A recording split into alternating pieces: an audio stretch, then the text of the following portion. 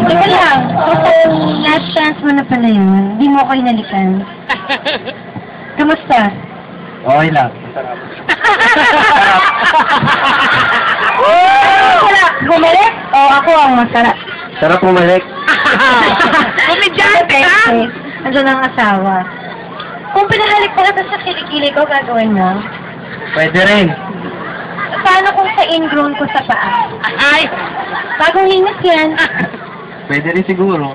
Plastic? O plastic itong batang to? Amy yan! Sinong iboboto mo sa darating na election? Pili talag. Willie Talag, siyempre. Totoo yan, ha? Oo. Asawa ko yan, ha? Oo, totoo yun. Ay! Dahil si Willie talagang iboboto mo, oh. Ano ba yan? Ano yun?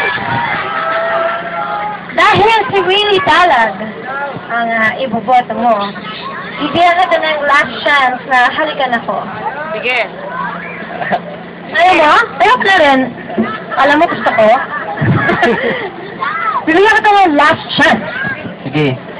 Chance of a lifetime. Okay. Saan mo ako hahalikan? Sa aking puso?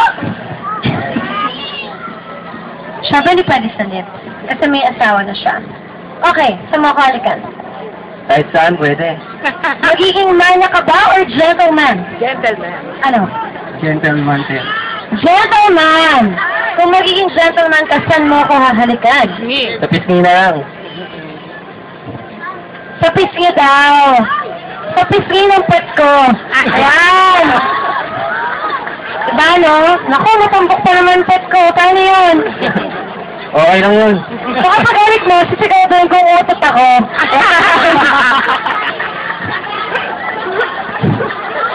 Ano nasabi? Ayan. Loko lang. O sige, pagbibigyan na kita. Pisngi? Sure.